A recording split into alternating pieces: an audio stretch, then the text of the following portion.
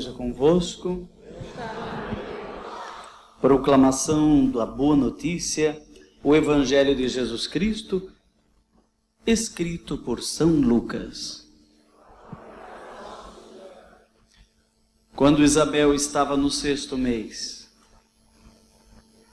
o anjo Gabriel foi enviado por Deus a uma cidade da Galileia, chamada Nazaré, a uma virgem prometida em casamento a um homem de nome José, da casa de Davi. A virgem se chamava Maria. O anjo entrou onde ela estava e disse: Alegra-te, cheia de graça, o Senhor está contigo. Ela ficou perplexa, extasiada com estas palavras e começou a pensar qual seria o significado da saudação. O anjo então disse: Não tenhas medo, Maria, encontraste graça junto de Deus. Conceberás e darás à luz um filho, e lhe porás o nome de Jesus. Ele será grande, será chamado Filho do Altíssimo, e o Senhor Deus lhe dará o trono de seu pai Davi. Ele reinará para sempre sobre a descendência de Jacó, e seu reino não terá fim. Maria então perguntou ao anjo: Como acontecerá isso, já que eu não convivo com um homem? O anjo respondeu: O Espírito Santo descerá sobre ti. O poder do Altíssimo te cobrirá com sua sombra. Por isso, aquele que vai nascer será chamado Santo Filho de Deus.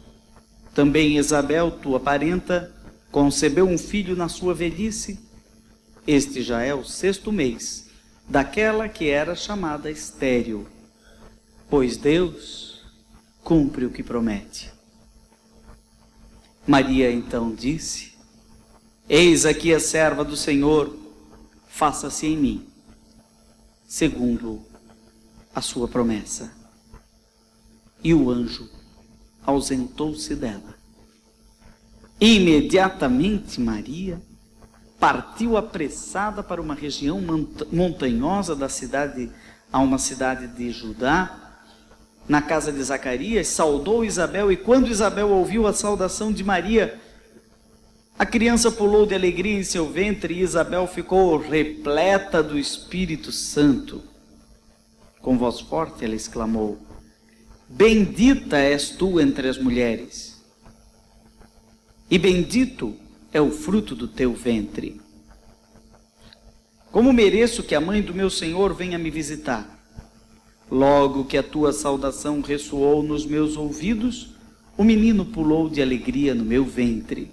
Feliz aquela que acreditou, pois o que lhe foi dito da parte do Senhor será cumprido.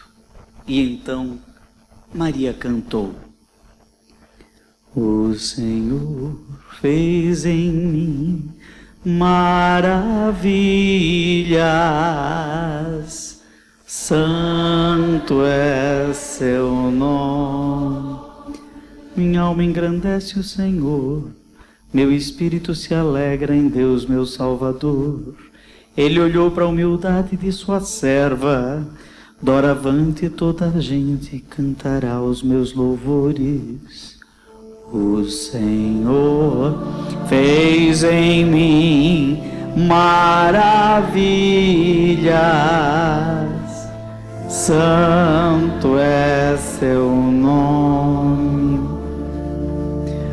Porque o Todo-Poderoso fez em mim grandes coisas, santo é seu nome. Sua misericórdia se estende de geração em geração sobre aqueles que o temem. Ele mostrou a força de seu braço, dispersou os que têm planos orgulhosos no coração. O Senhor fez em mim maravilhas, santo é seu nome. Derrubou os poderosos de seus tronos e exaltou os humildes. Encheu de bens os famintos, mandou os ricos embora de mãos vazias. Acolheu Israel, seu servo, lembrando-se de sua misericórdia, conforme prometera a nossos pais, em favor de Abraão e de seus filhos para sempre. O Senhor fez em mim maravilhas, santo é seu nome. Maria ficou 3 meses com Isabel e depois voltou para casa. Palavra da vida, palavra da salvação.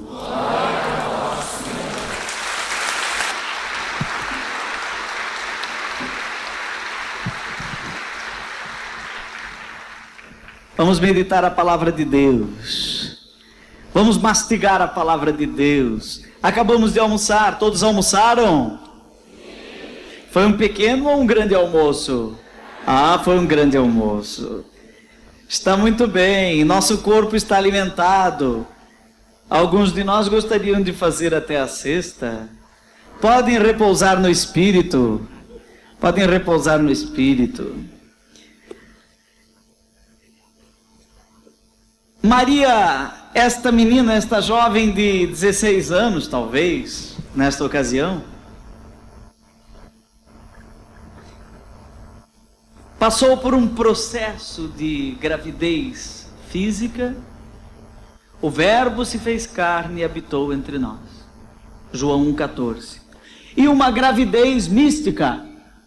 Ouvindo a palavra, ficou grávida também no coração. Isto nos diz o Papa Bento XVI, na Verbum Domini.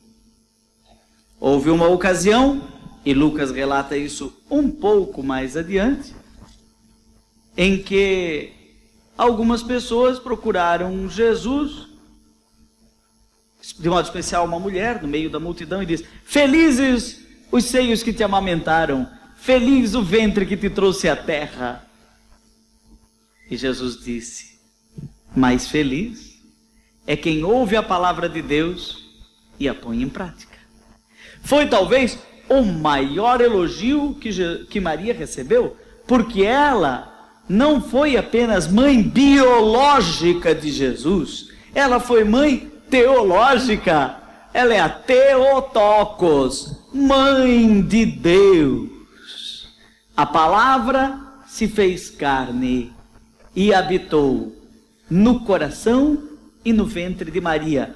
Nós não podemos imitar Maria na sua gravidez biológica. Nenhuma mulher na terra poderá ser este ponto de toque entre o céu e a terra. Maria é o ponto de toque. Maria é uma figura singular. Houve um momento, uma hora, um lugar específico, aonde a pedra caiu no lago e as ondas concêntricas foram se espalhando e chegaram até nós. Maria é essa pedra de toque. Por isso Maria é uma criatura singular, mas também ela é, vou usar uma palavra complicada, ela é um arquétipo, ela é um modelo, ela é um, como se diz em grego, um typos. Maria é um espelho. Olhando para ela, nós vemos como deveríamos ser. Deveríamos ser imaculados. Deveríamos ser assumidos em Deus, já vivos no céu. Deveríamos encarnar Jesus pelo batismo em nossas vidas. A igreja quer ser virgem, conservar íntegra a fé. Então Maria para nós é um modelo. Eu gostaria de nessa tarde olhar para Maria e procurar entender um pouco o que passou na cabeça daquela menina e no coração daquela jovem, no momento em que lá em Nazaré ela recebe a visita do céu, a visita do anjo Gabriel, mensageiro enviado por Deus. E lendo, relendo e trilendo esse texto que acabamos de meditar, de Lucas, capítulo 1, versículos 26 a 56, eu encontrei no mínimo 7 passos do discernimento espiritual de Maria, que pode servir para cada um de nós que veio a esta assembleia para deixar-se conduzir pelo Espírito. Há um anjo preparado para cada um de nós. Há um Gabriel preparado para cada um de nós. Há uma mensagem que Deus quer falar aos nossos ouvidos. Ouvir o céu não foi privilégio de Maria. O documento do Concílio Vaticano II, que no ano que vem completa 50 anos, não é? Concílio Vaticano II, 1962, 2012, 50 anos, o documento Gaudium et Spes, Alegria e Esperança, no número 16, diz que dentro do coração humano há uma voz que diz: faz isso, evita aquilo. Esta é a voz de Deus que fala no nosso interior. Então, Deus falou com Maria, é verdade, mas Ele fala com cada um de nós. Algumas vezes nós chamamos isso de palavra de ciência. O Espírito habita dentro de cada um de nós e nos dá esse sussurro interior. Porém, para ouvir a voz interior, a voz de Deus mais íntima a mim do que eu mesmo, como diria Santo Agostinho, é preciso estar em silêncio. Então, o primeiro passo de Maria foi o silêncio de Maria. Vivemos num mundo barulhento, vivemos num mundo atribulado, vivemos num mundo em que a sintonia do rádio não está, às vezes, no lugar exato. Então, sabe quando você tem aquele radinho de pilha que você coloca numa estação, mas não chega bem na estação, então ele fica...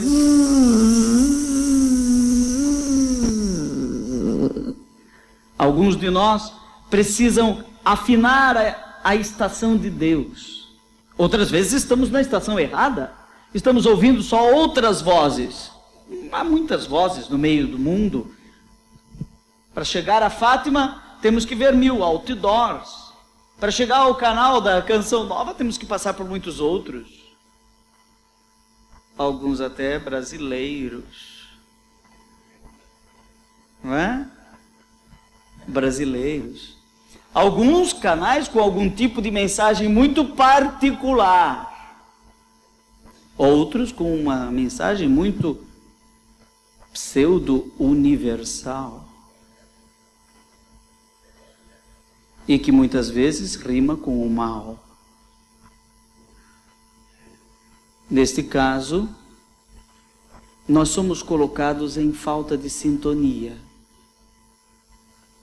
Vivemos num mundo barulhento, as pessoas gritam. Falamos de manhã já em palavras bem ditas, em palavras mal ditas. Maria viveu o primeiro passo do discernimento, que é o silêncio. Falando para empreendedores, empresários, eu dizia certa ocasião que a saúde de um empreendedor, a saúde financeira de um empreendedor, a criatividade de um empreendedor depende de fazer, no mínimo, meia hora de silêncio por dia.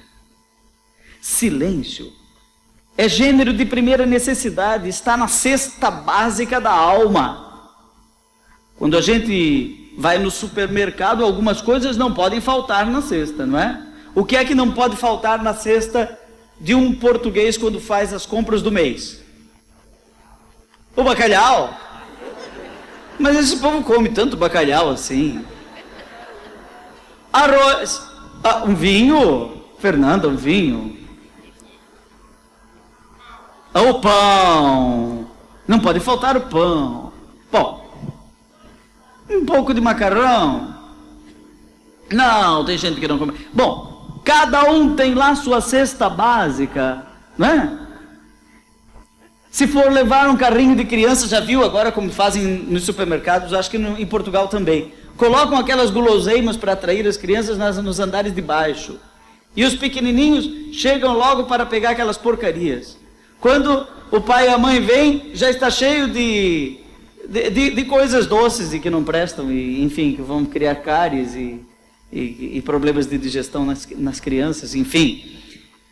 Então as crianças já são educadas nesse tipo de consumo inconsequente, já quando são novinhas. Porém, nós temos também os gêneros necessários para a alma. E hoje, por exemplo, na internet, no telemóvel, o tempo inteiro nos vem mensagens e nós podemos viver plugados 24 horas.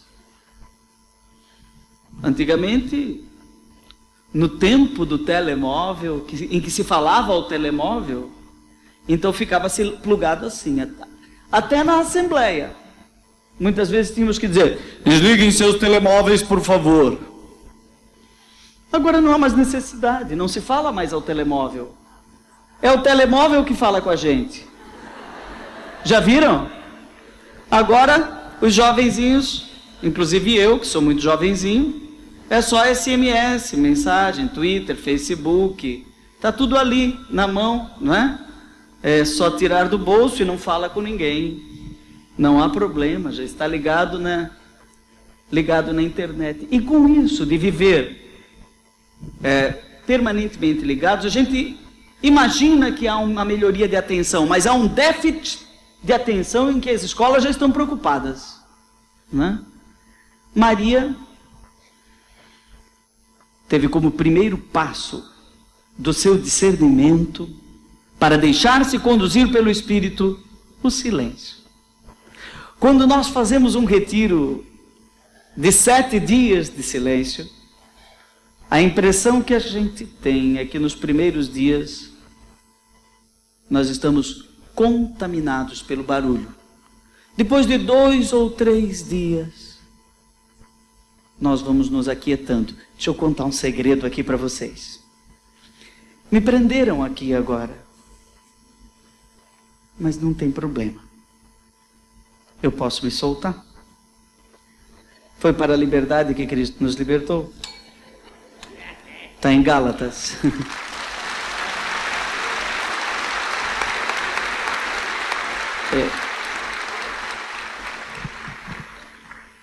Deixa eu contar um segredo para vocês. Aquele companheiro que eu trago ali, que está ali do meu lado, hoje ficou frustrado porque eu não toquei nele, não é? E algumas pessoas me disseram: Padre Joãozinho nem pegou o seu violão. Sim, não precisou. Ontem vocês viram o quanto eu cantei. Sabe por quê? Estavam todos cansados, com o coração ainda fora da sintonia. Então, a música, o violão, o canto, nos ajuda a entrar em silêncio, em quietude. Maria era uma mulher que sabia a arte da quietude. O carismático, e o renovamento carismático, recebe uma crítica de que nós somos gente muito barulhenta. Que quando numa adoração começa um momento de silêncio, alguém já se preocupa. Não tem mais o que rezar? Acabou a inspiração? O Espírito morreu? Não. É maravilhoso passar um momento em silêncio. E uma pessoa carismática me procurou dizendo o seguinte: Padre Joãozinho, estou em crise. Falei: por quê? Porque havia um tempo em que eu gostava no grupo de oração de rezar, cantar, vibrar. E agora, de um tempo para cá, eu gosto mais de silêncio, de adoração. E você está normal. Você está caminhando por um avanço místico na direção daquilo que Maria nos ensina, né? A quietude é o princípio e o fundamento da efusão no Espírito. O Espírito age no silêncio. No silêncio. Porque é apenas no silêncio que nós conseguimos ouvir. Então Maria estava em silêncio e escutou uma voz interior É interessante que lá no versículo 38, traduções mais atuais dizem que o anjo ausentou-se dela. Acho bonita essa tradução literal do grego, porque era um anjo interior. Essa foi uma experiência interior de Maria, muito profunda. Você vai me perguntar, e o anjo existia ou não existia? Mas é claro, o anjo é uma figura bíblica para exprimir a presença da palavra de Deus. Era o próprio Deus presente em Gabriel, o mensageiro, a dizer: Haire que haritomene, roquirios metassu. Assim está no Evangelho de Lucas. Haire, alegra-te, cheia de graça, cheia de charme, mulher graciosa, mulher simpática. Que haritomene, cheia de graça, cheia de Deus, cheia de bênção. Sabe por que você precisa estar alegre? Oh, mulher graciosa! Sabe por quê? Porque o Senhor está contigo. Seria muito bom retraduzirmos a Ave Maria assim: alegra-te, Maria, cheia de graça, o Senhor está contigo. Lembram? Quando Moisés perguntou: como é teu nome? Deus lá do meio da sarça ardente diz: eu sou aquele que estou contigo. O Senhor esteja convosco. Então, a segunda experiência de Maria é ouvir. Melhor do que ouvir, escutar. Porque muitas vezes nós ouvimos, mas não escutamos. Ouvimos muitas coisas, mas ouvir é com os ouvidos, escutar é com o coração. Uns tempos atrás eu estava dando uma palestra para empresários numa cidade do interior do Rio de Janeiro chamada Campos dos Goitacazes. E o organizador era um cego. O nome dele é Décio. O Décio chegou para mim e disse, eu falei: Décio, você organizou todo este evento mesmo sendo cego? Ele disse: pois, eu não tenho este defeito que vocês têm. Eu falei: defeito? Que defeito? Esse defeito de ficar limitado ao que se vê com os olhos. Eu vejo com o coração. Fiquei pensando, mas como assim? E aí ele me explicou: olha, como eu não tenho estes olhos que você tem, eu não vejo se a pessoa é alta, baixa, magra, gorda, cabeluda, careca, se tem bigode, se não tem, se é moreno, negro, branco, enfim, bonito, formoso, mais ou menos desajeitado. Não vejo. O que eu vejo é aquilo que me entra pelos ouvidos e vai direto ao coração. E a pessoa revela muito mais pelo que fala do que pelo que aparenta. Não é verdade? Às vezes a gente fica preso à aparência. Fica preso ao que a pessoa parece ser. Não é? E há pessoas que usam máscaras mesmo. Não é? Usam máscaras. Se vestem de inteligência, se vestem de simpatia, se vestem... Bom, mas a voz não mente. Lá dentro do coração, a boca fala do que o coração está cheio. A boca fala do que o coração está cheio. E o Décio me ensinou isso. Que quem escuta o outro, quem escuta o outro, na verdade não escuta a voz, escuta o coração. E nós, seguindo o modelo de Maria, no segundo passo da vida segundo o Espírito, precisamos, depois de fazer silêncio, escutar. É tão bonito, nas assembleias aqui da Pneuma, esta qualidade portuguesa. Vejam, eu prego em muitos lugares. No Brasil inteiro, de norte a sul, de leste a oeste, na Itália, enfim, em Portugal. Devo dizer que a primeira vez que eu tomei o microfone numa assembleia em Fátima, eu fiquei assustado. Quando todas as pessoas se sentaram, olharam para mim com olhos de escuta. Vocês são atentos, sabia? Percebe-se que estão comendo as palavras. Percebe-se que estão não apenas ouvindo, mas estão escutando. Escutando é deixando aquilo que saiu de um coração entrar pelos seus ouvidos e entrar dentro do seu coração. Este é o sentido da palavra obediência.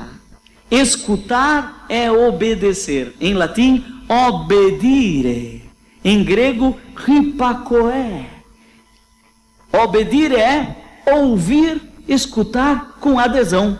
Maria era uma serva obediente, não só porque fazia o que Deus mandava, mas porque antes de fazer ela escutava. Bonito quando nós escutamos o irmão. O princípio e o fundamento da vida cristã é o amor. Mas o que é o amor? O amor é ter um coração aberto, ter os braços abertos, ter os olhos bem abertos, ter os ouvidos e o coração abertos para o irmão. Eu posso ser um bom comunicador. Eu posso usar o microfone muito bem. Eu posso articular as palavras muito bem. Isso ainda não me faz um comunicativo. Porque o comunicativo é alguém que sabe o que o outro precisa ouvir. E não apenas que sabe o que eu preciso falar. E quem é que me revela o que você precisa ouvir? O Espírito Santo que fala em mim. Porque não sou eu que falo, é Cristo que fala em mim. E acredito mesmo que o Espírito Santo tem dó de nós, padres, bispos, pregadores, e muitas vezes ele vai e fala diretamente ao seu ouvido coisas que eu não disse e que você está ouvindo. Acredito que o dom de línguas lá de Pentecostes não foi na boca dos apóstolos que falava a língua de todos, mas nos ouvidos daqueles medos, elamitas, que ouviam o que precisavam ouvir. E então isso me dá uma segurança tranquila. Eu preparo a minha pregação e prego com parresia, com unção, mas não me iludo. Talvez o Espírito Santo esteja fazendo a pregação particular para você. Aí dentro do seu coração há um Espírito Santo, que é o meu colega pregador, o mesmo que prega em meu coração, te faz ouvir com unção. Não basta um professor ensinar. É preciso fazer o aluno aprender. E entre a ensinagem e a aprendizagem há uma distância enorme. Um sacerdote prega não apenas o que sabe, mas o que as pessoas precisam saber. Meu velho professor, Padre João da Cruz Stupp, velhinho, quando eu era ainda quase adolescente, um dia me viu e disse: João, João, um dia você será um professor. Eu falei: mas, Padre João, por que o senhor está dizendo isso? Não se esqueça, nunca ensine o que sabe, mas apenas o que as pessoas precisam saber. E então, desde então, eu me exercito nesta habilidade de comunicar o que as pessoas precisam ouvir. E para isso é preciso descentrar-se. Faça aos outros o que você gostaria que os outros fizessem a você. Isto é comunicação amorosa. Maria escutou. Mas não escutou de qualquer jeito. Primeiro passo qual é? E o segundo? Escutar. Qual teria sido o terceiro passo? Aqui temos uma polêmica. Não é ainda pôr em prática. Calma. Maria, em algumas Bíblias, não sei como está na Bíblia, nas traduções em Portugal, mas na maioria das traduções em português brasileiro, não está bem. Dizem que Maria ficou muito confusa com estas palavras. Não acredito. Não acredito.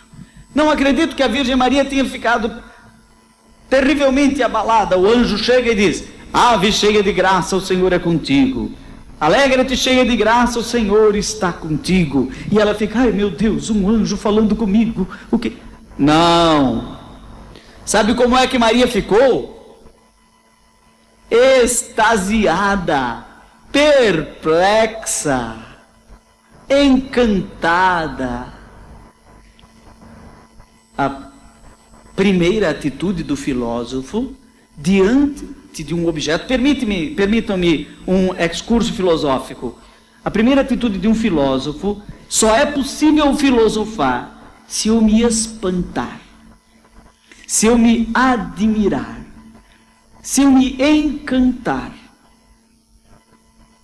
Santo Agostinho dizia assim: por que as pessoas se encantam, se maravilham, ficam tão extasiadas com o fato de Jesus transformar água em vinho nas bodas de Caná, e não percebem que Jesus ontem choveu, que Deus transformou a água da chuva em uva e depois a uva vira vinho?